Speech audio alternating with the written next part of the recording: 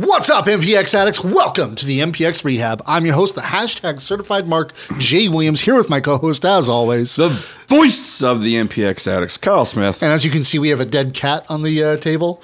Actually, they really can't. She blends in Yeah, to the thing. It's right here. But you got to smile a little bit. But yeah, this last week was the biggest show of the winter. One hell of a way to start out the winter season with a cold day in hell. Card subject to change being the name of the game for the major match that was announced. But the rest of it, holy crap, what a night. It was a great card, great night, and we'll get into it later, but I think the substitution worked better than the planned original and then the planned re-original. That match was amazing. I'd never gotten to see Max the Impaler before. I am thoroughly impressed. I would love to see them again. That was awesome. They were great. Yeah. But yeah, we started out the night. There was no pre-show match because of the way they figured it. It was going to be a big enough night as it was. They didn't need to make it that much bigger. So started out with Aaron Eagle taking on Gabe Wilder with Hilda in the ring as well, in the corner, and then in the ring. Well, yeah, it was both. Yeah, it was. I mean, both. Hilda's out there. It's going to be ring, corner, outside. It's everywhere. Kicking all the ass. But it was a hell of a fight between these two. Yeah. I mean, it's a great street fight for what is becoming a great feud and rivalry storyline, which is very crazy to me how it's a feud and it's a rivalry, but it's a single guy going against a tag team. And in all honesty, kind of dominating the feud. He really is. I mean, it's like, honestly, if he could get a tag team partner that he could click with, then I think, unfortunately, the Children of the Scorn would not stand a chance. Because we've seen when they're together, they have little more luck against their. I was going to say that's the thing, though. I think they would have a better chance because when they are together, they're kind of better and unstoppable. Yeah, I know. No, we've seen them against Aaron Eagle in a tag match before. That ill-fated match with Tommy Bolton. This is your one chance. You're not going to do it. What? You're not going to say the Birds of Prey. Yeah, there you go. The name you love so much. I was informed that that's not going to happen. Unfortunately, we wanted it to. We really, really did. Who's we? Are you split? We being the fans. You split personality? No. They definitely. That would be the person who voted on the MPX Fan Awards with 4 separate emails. I thought about doing that. I probably should have. Yeah, I'll show you who it is later. I'm pretty sure you have an idea, but I'll show you who it is later. That's a claw. She's waking up and staking her claim. I've got it down low enough where y'all are still very well in the frame, but she's also almost completely No, she's just, you can see it. But then we had Aaron Eagle taking the win on this one. Hilda trying to get involved and doing a really good job for the most part until that lung blower. Well, and then that's kind of the other thing, too, is yes, Hilda did good. Hilda was out there, but she kind of also cost Gabe. Just a bit. Gabe had that match won, but the refs are out there checking on Hilda. Yeah, I mean, that is true. That is true. I don't know. Maybe it's more of a hindrance to have her out there. At least in street fights like this. I was going to say, be careful about saying that. That got me chopped a lot when I would talk about stuff like that. Nah. So not from Gabe. Gabe loves me. He just doesn't like you. But Aaron Eagle coming away with the win on this, putting Gabe through a table, 2 tables actually. Doors. They aren't tables. They're doors. They're set up to be tables. They're doors. But yeah, well, actually, no. Aaron Eagle went through the first door. Yeah, I'm kind of curious if that was planned or if that was a mistake. He just went a little too hard. Yeah, it's like he was running into it and then his knees buckled or something. Because even that's the thing too. Like when I saw it, I was like, oh, they can still go through that. It didn't fully break. But then they go away and I immediately see Sid breaking half. I'm like, ooh, they probably could have still someone with that. So that's what I mean. I don't know if it was planned or not because the fact that Sid kind of took it down that quick, I'm like, oh, maybe it was. Yeah. But then putting Gabe through a door with the choke slam for the win. Aaron Eagle, pretty much like you said, dominating. Yeah, this feud is definitely in Eagle and Hill's favor. Yeah, like very much so. I mean, every singles match, I think I'm almost positive Eagles come out on top, and every singles between Gabe or Prince, and in the one tag match, yeah, it was the Children of Scorn, but it's because Eagle walked out. Yeah, so I don't know. It's a good rivalry and feud, but it's also a very one-sided feud. Yeah, and it kind of makes you wonder. I mean, it's obviously very much a grudge match. I guess we'll see what's going to happen with that in the future because, I mean, we got next week, of course. Right. But I'm just really interested to see where this is going to go. Yeah, and it's I was a little curious because of the next match coming up. So Kari Wright obviously needed an opponent. Yep. Surprise, call out anyone you want. Yep. And Matt Prince comes out. And I'm like, wait, you literally just saw Hilda and Gabe get destroyed in an anything goes street fight, and you're not going to go help them. That really took it from me a little bit. Just a little bit. Like, but if the match maybe had been later, I don't think it would have been that big of an eyesore to me. I don't know. I would have cared. We're not always going to have the Justice League save the other superhero. Yeah, don't. Richard already hates you when you do that. But I don't know. Just the fact that it was so glaring right there that literally the next match is the Mad Prince. I'm like, if it was down a little bit, I might have not been so like, wait a minute, why didn't he come say? It threw me. Yeah. But all that aside, Kari and Prince, good fucking match. Man. Good. High-flying, athletic. Hard, physical stuff. I've never seen, and everyone knows, I love Kari. Kari is one of my favorites. I think he's very underrated. Yeah. I've never seen Kari strike so hard and take those strikes as hard as he was getting them. Yeah, I was like, well, that's because that's how the Children of the Scorn like it. Yeah, so. It is. But to see that toughness out of Kari and that viciousness with his strikes, that's a Kari we really haven't seen before. And I fucking loved it. This match, while it may not be match of the night, it was probably my personal favorite. I loved it so much. Oh, yeah, very much so. Yeah, no, I got told in no uncertain terms that Max and Brick, should be in contention for match of the year next year. Oh yeah, it definitely should, and probably will, because that was amazing too. But just like I said, I think it was because it was seeing someone that I really really like and I think is underrated, and seeing that different side of him. I loved it so much. I want to see that Kari more. Yeah. Then we had the MPX Tag Team Championship match as the Lost Boys defended against Fly Death, who we haven't seen at MPX in a while. We haven't seen them in MPX in a while, and PWI just did their top tag teams, and they are in the top tag teams. I believe they were 67, I think is the number they were. But no, Fly Death, one of the best tag teams in the world, and it's always a treat to see them. Yeah, we don't see them a lot because they're very busy. It was good to see. It was like I said, it's two good tag teams. I just didn't exactly know. If you actually look at them, if you look at Sky and Silver, and then you look at Zach Zilla and Warren J, they are very similar. Yeah. You have a big powerhouse on each side. You have two high flyer, smaller people on each side. Yes, the characters and gimmicks are different, but cohesion-wise, they're almost identical. Yeah, and with the way a lot of this match went, I was actually wondering whether we were going to have a actual, swerve of a title change here. Yeah, I really thought we were too, just based off what we said last week and Richard getting mad at me. I was like, he's gonna stick it to me. He's gonna have him lose. The belts are gonna be gone for like 2 months. I was like, that would totally be Richard doing that to me. Oh yeah, no. But no, it was a good tag match. It was something that, like I said, I didn't necessarily know where we'd come out on it, and having the Lost Boys get the win was great. I was very concerned for Silver. Silver seemed very rocked a little bit, seemed off. He's okay because he's Silver, so he's fucking indestructible. Yeah. But he did seem off at times. But the match itself was still very good.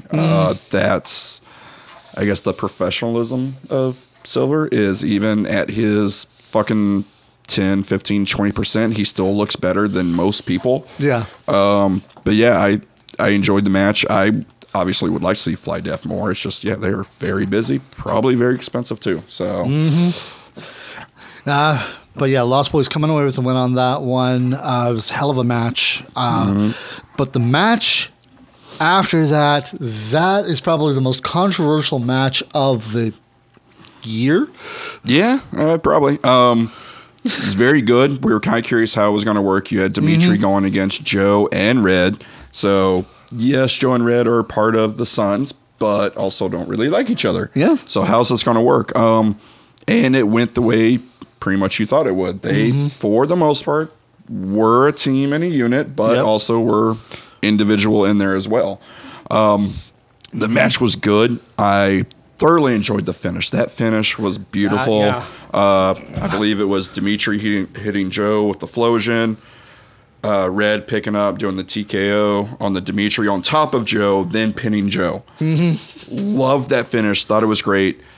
I'm probably in the minority in this. What happened after that, I felt took away and ruined the finish.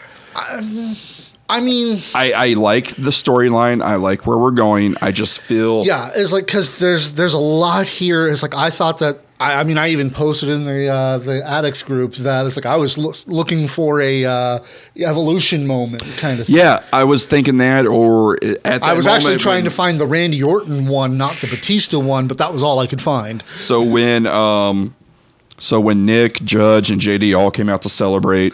And then JD and Red are sitting there, shake hands, grab the belt, and then just JD's like, give it to me. And Red I felt he didn't fight enough. It just kind of went, all right. I mean, and I was like, it's at that moment, because we've said it before on the show before, we feel where it's going is either Red is leaving or they are kicking Red out. That moment right there should have been, no, I want it. It's mine. Yeah, and then he gets jumped. Red's kicked out of the Suns. He has the prospect title to defend against the Suns. But at the same time, it's like he folded, and I know that, one, I mean, think of it. Look at the sympathy that was built. The people who hated Red Chambers for the last 6 months, are suddenly, no, not even 6 months, 10 months. It's been almost a year. Yeah, because it was at the Rumble that he turned. Yeah. So the people who have hated Red for the last 10 months were losing their minds watching him win. And then he has that moment where, what is more important to him, his pride or his place with his best friends? Right. And because I don't think he wasn't really thinking JD at that point. I think he was thinking Jake and Nick. Yeah, probably. And it was, like I said, I love that finish so much, and I felt just literally handing the title to Jerome. I was like, ugh. Yeah, because immediately I was like, what? That's not how this works. That's not how wrestling works. Exactly. It pisses you off. It makes you mad. It makes you want to see, Red grow a spine, become that guy, the savior that Stephen Kirby set him up to be, not, a wet piece of cardboard. Yeah.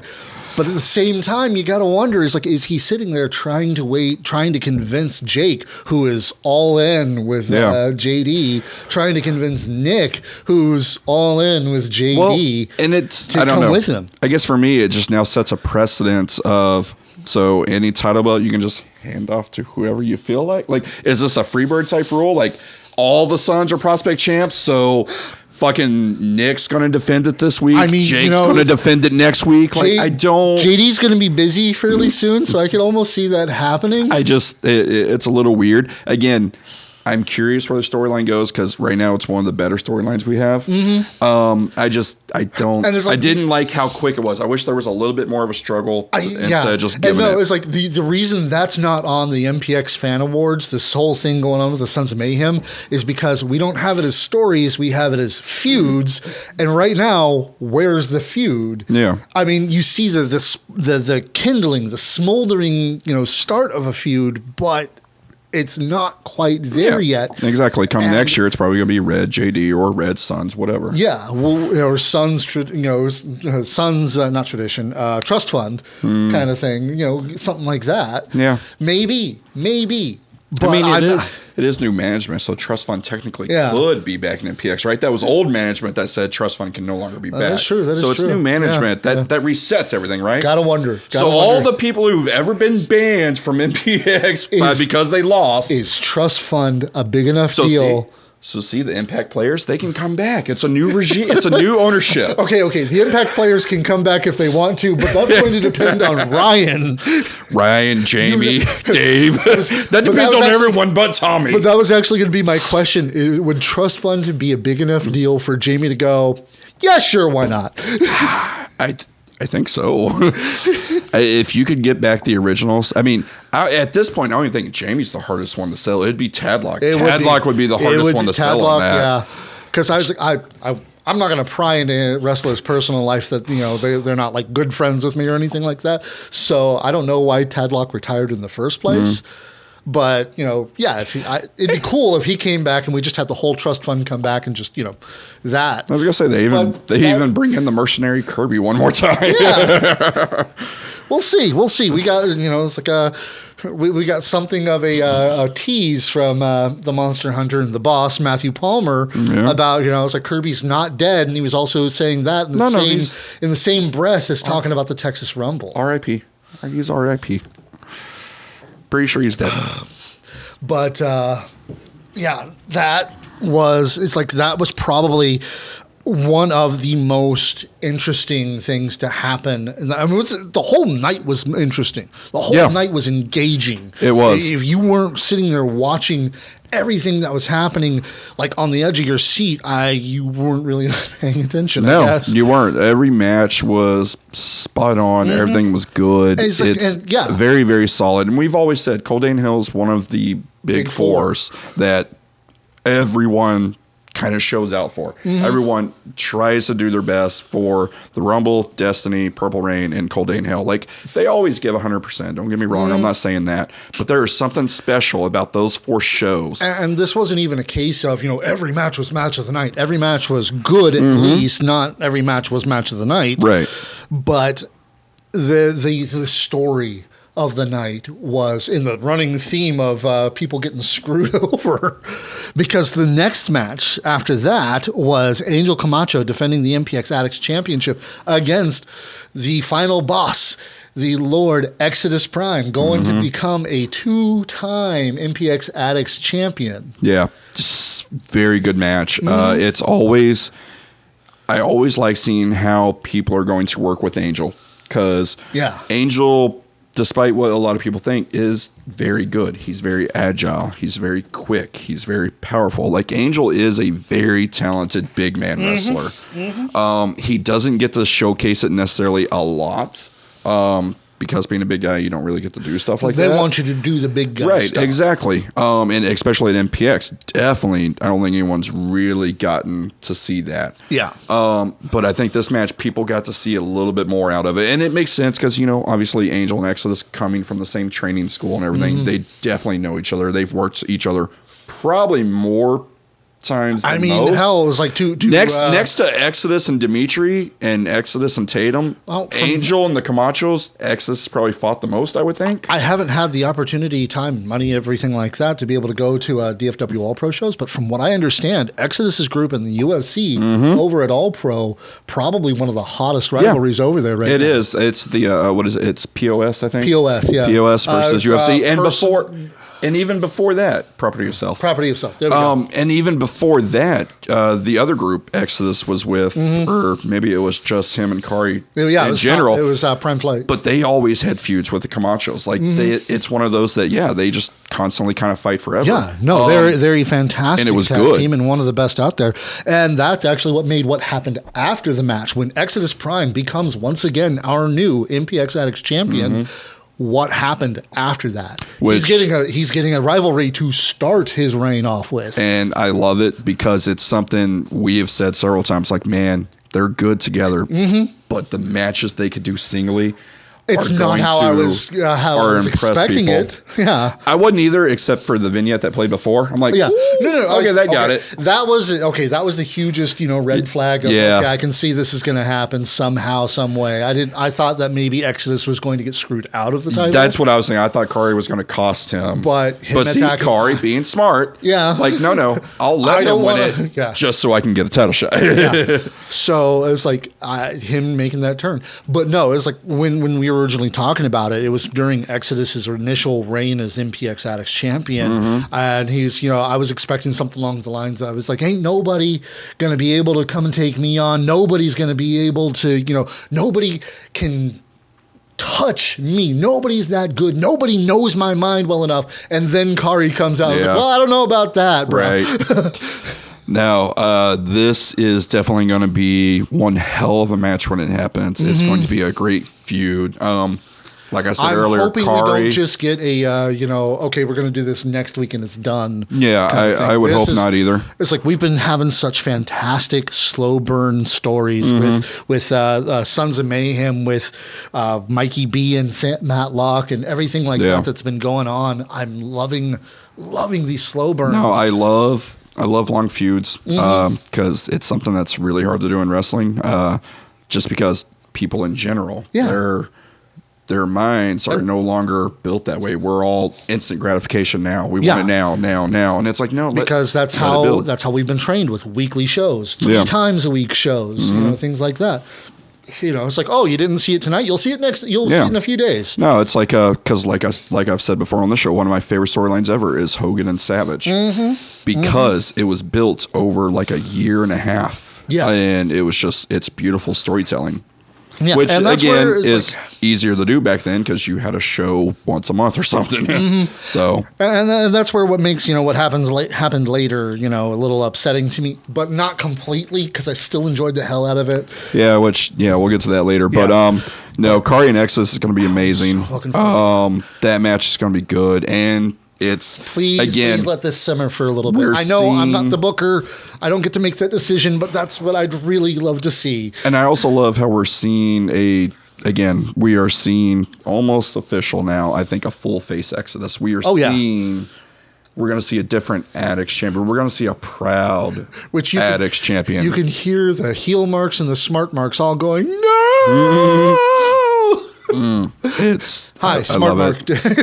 I can't wait for that match because, like I said earlier, Kari is one of my favorites. That I think is underrated. That does deserve more opportunities at MPX and definitely some titles.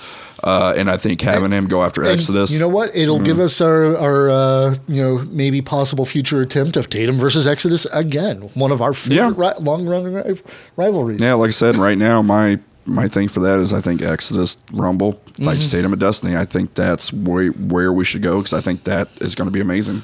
Armchair booking here, ladies and gentlemen. Because also if you look at the past couple of Rumbles, didn't Exodus runner up in 2 of them? Yeah, really close. Really close. So he's I know he's runner up against Dimitri, and I think the year before that he was either runner up or in Final Four. So it's getting there. It's almost time. Yep. So, just that one, I'm looking forward to how that's going to go. And then, of course, we had Max the Impaler versus Brick Savage. And holy shit, this was good. Like I said, I think, and it's no disrespect to Sky Blue and Abaddon or Sky Blue and Max, this match is the best match out of the really 3 possible ones. Brick and Max, they worked so well together. And just, I love house fights. I love powerhouse fights. I love just big, giant people beating the fuck out of each other. And that's what these two did. And it was amazing. I was super excited to have Max come in. I've seen them on AEW, ROH. Really enjoyed their stuff. I like the post-apocalyptic look. I like the character. And then the first time I saw Max the Impaler, my first thought was, when did Iron Belly get a sibling? Yeah. Anyways, yes, having them come in and then having Brick step up and be changed at the last second was great. It's also, I think, it's weird how card subject change sometimes I think works out better in favor. Case in point, it was supposed to be Brick and Kari. More than likely, Kari gets destroyed. More than likely. Mm-hmm. So now we have Kari winning and going into a feud. No, Kari lost. Yeah, Kari lost, sorry. But we have Kari going into a feud now. Yeah. And Kari had a good... Get back up and go out there. Right, and Kari had a phenomenal match against Prince. Would he have a phenomenal match against Brick? Maybe. Yeah. But Kari and Prince was amazing. Mm-hmm. And now you've got Max versus Brick. And that match, like I said, it is no disrespect to Sky Blue or Abaddon, but that match is the best thing that could have happened. Yeah. That match was amazing. Everything they did just was so believable. Yeah. It was great. Sorry about that. But this, I got it. But then we had the one I was talking about, the Mikey B Open Challenge starting out. And this is where I'm slightly disappointed because I was kind of hoping it would happen later on this month. Yeah, I get it. I'm not mad. I'm not mad because, one, the reaction was amazing. Locke coming back, obviously, because people don't know what we're talking about, which you probably should. You should have watched. Locke coming back. I love, and I know a lot of people hated it, but going back to the All-Star theme song fit perfect for this moment. Oh, yeah. Because that's the one that more recognizable. Yeah. And it, honestly, I like it better. It fits him better. Mm-hmm. I know he's more into. I know he's more into the Japanese thing. Yeah. But the All-Star, it just that version, you identify it with Locke. Yeah. And the way he carries himself when it plays, I like it. I think the total package works. There are sometimes music's case in point. I think for Mikey B's new change, sexy back version works better. As soon as he confirmed turned heel, I was like, oh God, he needs to do Justin. Exactly. And Sexy Back is going to be the perfect song for him. I didn't even have a chance to tell him because he already had that thought. Yep. I walked up to him afterward and I'm just like, yeah, that's a perfect song. I said, of course it is. Yep. Of course it is. Why are you questioning my taste? Because Mikey B, I love the reaction for Locke. I thought it was great. It was also great to see him back. I'm glad he's doing well. It was like I kind of agree with you. I was like, as soon as this whole thing started happening, we're like, oh, Christmas. Mm-hmm. Mikey B, special Christmas. That's when Locke comes back. Yep. So is it a little early? Sure, but it works. Yeah, I'm not mad. It's amazing. It's one of those where, granted, we also don't know bookings. We don't know other dates, ideas. And plus, let's be honest, this is something they've been trying and wanting to pull off for 2-3 months now. Yeah. So it's more of a just, hey, let's go. We want to go. Yeah, I was going to say, it's like having the unintentional slow burn on this one has worked out really, really well. And now, of course, with how it happened, I mean, he comes in, he just starts wiping the floor with Mikey B, turning him inside out and everything like that. And then finally, the one...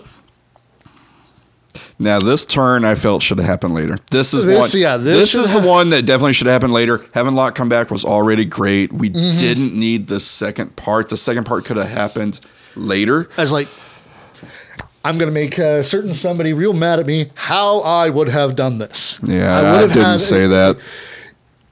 If Matt came out this show and everything like that, have him come in, start just wiping the walls with Mikey B.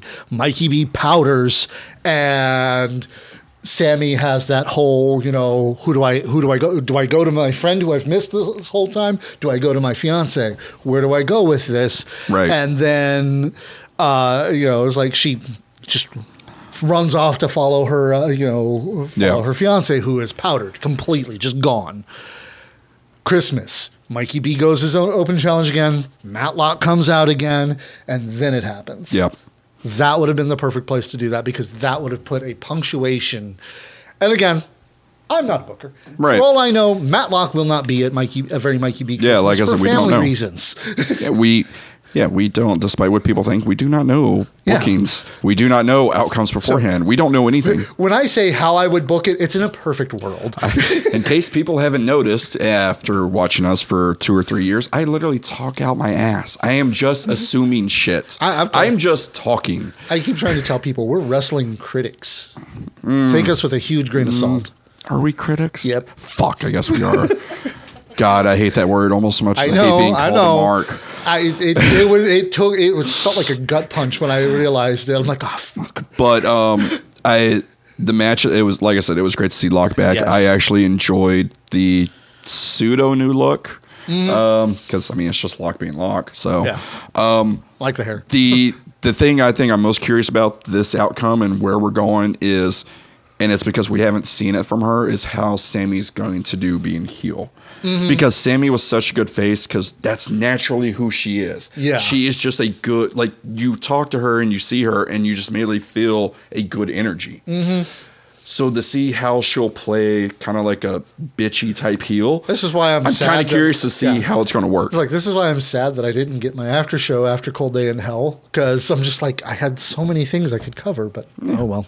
I don't make that decision anymore. That's not my show anymore. It's just so I think that's what I'm most curious for, is not necessarily where Locke gets his payback on Mikey and stuff. It's how Sammy's going to evolve and do this. Because she has taken to the wrestling world very naturally at this point, that I have a feeling that she'll do just fine. Yeah, I think so too. So it'll be interesting to see where we go, and again, what type of heel she kind of plays. So, but yeah, it should be fun. But then after that, we of course have the MPX Championship match.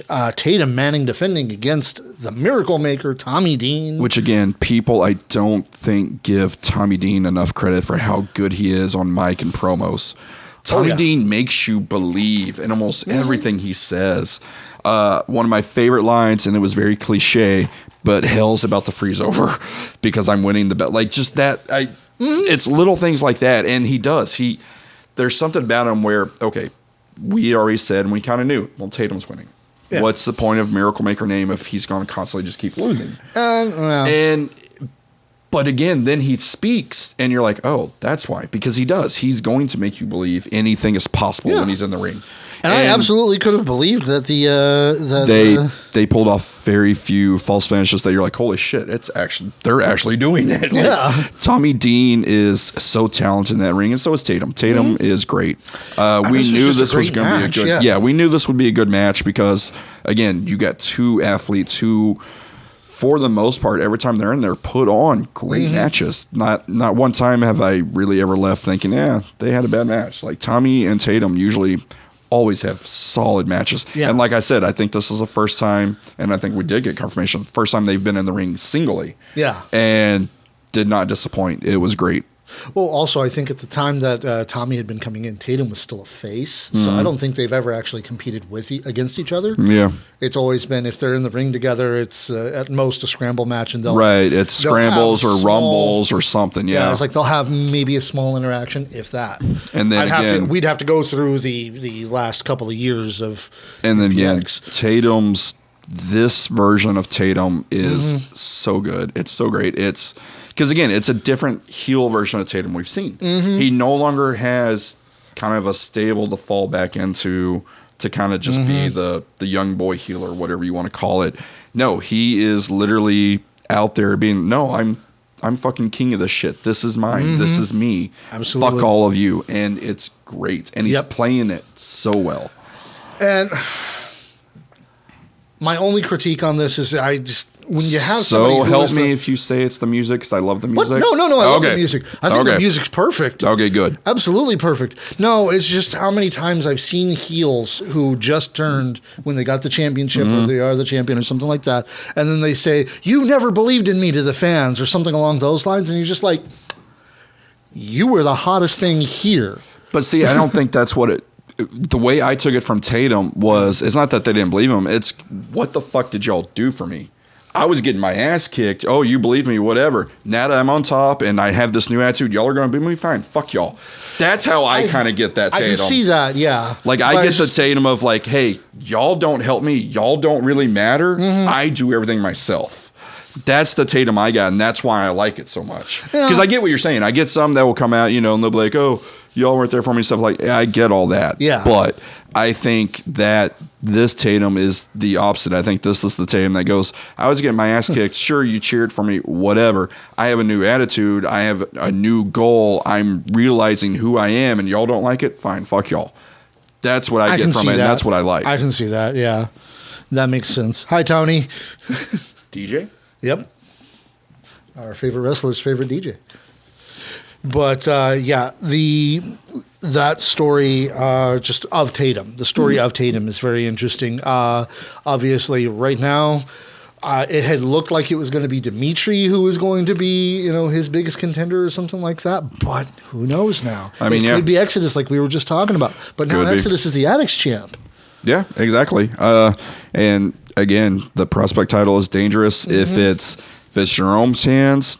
Dangerous. If it's technically in the Suns' hands with all 5 of them, super dangerous. Yeah, that could be dangerous. Yeah, but it could also be the whole thing. Because I also could easily say it is the whole Freebird rule, which just doesn't make sense. Please don't do that. But it's a dumb idea coming from a couple of knuckleheads. But if it does. Can you not see that being the perfect Jerome thing? Not defending that thing once, but having everyone else defend it and then give it to him to cash in. That's actually a cool heel moment that I like.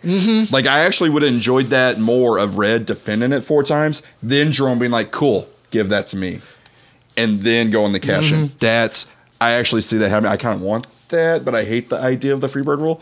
It's a catch-22. I like it, but I hate it. You fight my match for me. I'm the coach. Hail to the coach. Yeah. Or I'm the sensei. Hail to the coach. Yeah.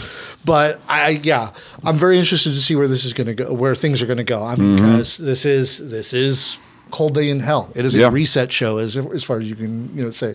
We had major changes with Sammy turning heel, with Kari turning on Exodus. Can't say he turned heel; he was already heel.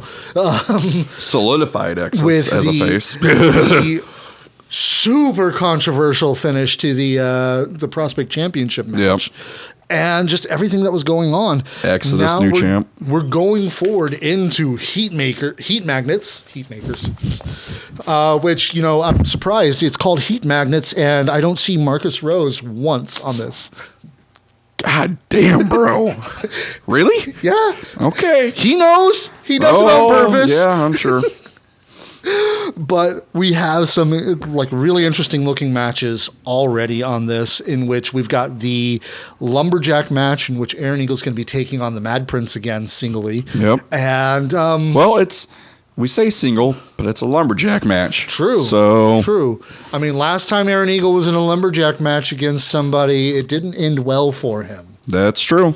I'm pretty sure that's how we got our true hero in Casey. Well, he'd been our true hero before that. It's just, Yeah, you didn't like that name, though. He was always a true hero. Not at that point, but now it's almost like, I've changed with them. Oh, okay. Kind of thing. I tried going heel once, and everybody's like, no. All right. Fine. But yeah. It's going to be interesting. Lumberjack matches are always kind of fun. And it also creates the, it technically would be an out for either Eagle to win or Prince to win. I kind of would like to see maybe management step in, and by management, I obviously mean Richard. People should catch on that already if they haven't. Yeah. Just come out and be like, hey, guess what? Gabe and Hilda, you can't be Lumberjacks. And just literally kind of have Prince by himself. Yeah. I mean, I think that would be kind of interesting. I also do not see Gabe Wilder or Hilda anywhere on the listings. Yeah. So, I mean, who knows? But I think that would be a neat little storyline to throw in there. And then, obviously, Eagle and Prince have good chemistry. They have good matches. We've seen Eagle do the lung blower several times. I think Prince looked the most deadly. I think I saw it on Prince's TikTok the other day. I was like, oh shit, that literally looks really, really painful and good. Because once again, that's how the children of the Scorn like it. Yep. So it's just kind of, ow, why? Right. Why do you do? But then we also have just a singles match with Casey Clay taking on Judge Jake Lindsay. Yes. We're going to have a hero and a judge. And, the Sons of Mayhem are... it's going to be good to have Casey back. We haven't seen Casey in a while. Yeah. So it's going to be interesting to see how he's doing, how he comes back. And it's a big... and pun intended, it's a big boy he's going against. Yeah. He's fighting Jake. He's fighting the judge. The judge, obviously riding the high of the Suns title win. Mm-hmm. So it'll be interesting to see what happens with this match, and it'll be interesting to see where we are going with the whole Suns and everything like that. Yep. And we've also got basically I guess a loser's concession match or something like that. Yeah, this one. The way that it was marketed, I'm just like, I don't know about that. Yeah, this one kind of didn't make sense to me. It's good because I did enjoy the first time they fought. Mm-hmm. I thought Angel and Tommy Dean had a good match. It is just a little weird. The next two matches actually are kind of weird to me. But Angel and Tommy Dean, again, I don't mind it, but I guess it is one of those where, like, the winner gets an Addicts title shot, maybe. I'm not entirely sure. I would love, actually, to see Tommy Dean fight Exodus for the Addicts title. That'd be great. Yeah. Because they have good matches. But, I mean, they just turned Exodus face, and so you have, you can have face versus face. Tommy Dean and Casey Clay just did it, and they were fucking phenomenal. True, that is true. Nowadays, you definitely can have face versus face, heel versus heel, and it not really matter so much as long as the match itself is good. And at least that's my point of view. In the end, I really don't give a shit who's face and heel. I just want a good fucking match. Yeah, that's true. And if you can do that, which obviously I think Tommy and Exodus could, it would be cool. Same with Angel Nexus. Angel Nexus would be good. We already saw it recently, and I really don't want to see it again that quick. That's my only problem with this match, is we just saw it, and we're seeing it again so quick. Yeah, so I don't know. But it'll be interesting to see that. And then we're going to have the six-man tag match as the Lost Boys and Zero will be teaming up to take on probably one of the weirdest team-ups I have ever seen. See, and that's... Yes, the teaming of the Tommy Becker, lead man Michael Schaefer, and the Butcher, Jim Butcher, it is weird, don't get me wrong, but we've seen Schaefer and Becker before. Yeah. I don't know. Zero and the Lost Boys seems very weird to me. That's the one that seems weird to you? They both are weird, don't get me wrong, but when I first saw this, I'm like, that's weird looking. I don't know why, because I love all three of those men. Yeah. But that mesh up just seems weird to me. And I guess because we saw Tommy and Schaefer, and me and you both said, oh, that was a cool matchup. That would be a cool tag team, They're technically both from Hollywood. One's Florida, one's California. But it's cool. Having the Butcher in there is weird. This is a match that I don't know. The six-man, it does throw me off. It's a little weird. Yeah. I don't know. It could be interesting. It would be interesting. I mean, if nothing else, we're going to have two guys that, one can't die and the other nobody can die like. God damn it, Tommy Dean. Oh, no. What am I missing? Fucking white draped muffin top. Bruh. So anyways, have I mentioned how much I love Tommy Dean? Yeah, no, I love him, yeah. Gotta wonder if Matt Locke's opinion on Tommy Dean has changed any. Oh, no, he still hates that man. That'll never change. But I love Tommy Dean. But of course, there's the also appearings for next Saturday night, in which Red Chambers is on the poster. Okay. Gabe Wilder, I was wrong. Oh, you lied. I was wrong. There's a difference. Wrong equals lie. No, pretty sure this was unintentional, so I was just wrong. Chad Delvine, or as Doug Fonzarelli put it, Baron Legal. I don't know. Baron Legal, Aaron Eagle. Yeah. We ha. Don't give Doug credit. No, it's going to be very apparently interesting. He's been pestering Pat. I know he's been pestering me. He wants on the show because he's got things to say. Who? Doug. Who the fuck is he to be on this show? I don't know. No. I told him that Despite what people think, I actually have high standards. God. You should see the arguments we've gotten about some guests I've wanted before. But I don't actually do the booking. I can suggest bookings, but Pat's the one who does that. So, The day Doug is on the show is the day I quit. And in case y'all don't know, I actually enjoy this, and it keeps me sane a lot of the day, so I ain't fucking quitting. Same. But also the Iron Belly will be there, so looking forward to that. No idea who these guys are facing, if they're facing or anything like that. And, of course, on the also appearing, your favorite version of an also appearing, Tatum Manning, the MPX champion. I know. I love when also appearing is your champion. Yes, I know it's a very... I am very particular in certain things that make no sense to anyone else. Mm-hmm. But that is one thing. It's like, that's your champion. Can we literally not put a match? Or even just a separate graphic that says, in action, you're MPX champion, open challenge, whatever. Well, I mean, these things do cost money. Also appearing, okay, it's $20 extra. Yeah. 25, 50, I don't know, whatever. Let's lump in your guy, your champion with everyone else. And it's not just MPX, it's any place that it is. It is any promotion that does it. At least it's not the MS Paint posters, okay? Yeah, the backyard wrestling ones. Yeah. See, at least this one is done by people who have talent in the ability. Hi, Nick. Nick is great. Yes. But that's everything that's going on. Make sure you have your tickets. Your season passes will now be in effect. If you don't already have them, get them, because we're going to have a pre-show match. Doors will open early for you. We are. And they just haven't announced it? Yeah. They just okay.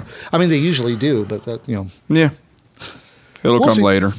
Now, that'll be the Jake Lindsay, Casey Clay match. That's what it is. We'll be told we were wrong at some point. Oh, yeah. But make sure you get that. If you haven't already noticed, there's guys coming out with a whole bunch of new merch. The canceled shirts from Aaron Eagle look fantastic.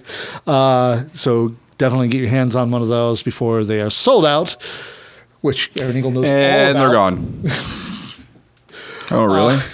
Throwing a sold out moment joke there? Yeah. Yeah. Okay. But definitely sold out the MPX Event Center, sir. That's what he would say. That's what he would say if he's here. He would. Our hero would say that. Yes, he would. Oh, now he's your hero.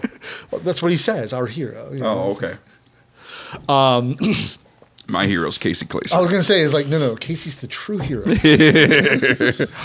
Hashtag not my hero is the Aaron Eagle thing. But even Pat says no on Doug. Yeah, see? I have no control over booking, so I wash my hands of it. I'm out. But get your season passes, get your tickets, make sure you're there on time to be able to get the pre-show match. It's going to be a hell of a month because we also have the 2 Sunday shows. I'm looking forward to a very Mikey B Christmas, if for no other reason than to see if Matlock shows up to get revenge. I'm just waiting for the great performance we got. I mean, the emos, that's a hard thing to top. True, for yeah, Christmas. You gotta. So to see what Mikey B has in store, is he going to get back up performance-wise? It's a lot to step up to. So we'll see. Don't get married at that show. What's going to be better, the emo Christmas or a Mikey B Christmas? It's going to be tough. Well, I guess it'll depend on who you ask, because I'm sure if you ask Dave, he'll say emo Christmas. If you ask Mikey, he'll say Mikey B. Yeah, well, you can't ask them. They do it. You have to I will ask say other though, people. Santa Rave was not on my 2022 bingo card. Santa what? Santa Rave. I swear to God, you said rape. That's why I was like, what? Oh God, no. That's why I was like, excuse me? No. Okay, rave. Got it. Like the yeah. Okay, got it. The video. Yeah. Okay, now we're on the same page. Yeah, and of course, at the end of the month, it's going to be Retroplex Wrestling. I'm looking forward to that. I'm debating with myself whether I'm going to bring back the Mean Gene look or not. I don't do costumes or dress up, so fuck all y'all who think I'm doing something. Yeah, I know. I tried to get you into the spirit last time. Tried to get you to do the Bobby the Brain thing, but no. First of all, I'm way too big to do that. Number two, I'm not getting a jacket to put the brain on the back. I'm sorry, I'm not doing these things. I don't like dressing up. You ever see the WWE primetime that Mean Gene was actually on? It was like one episode.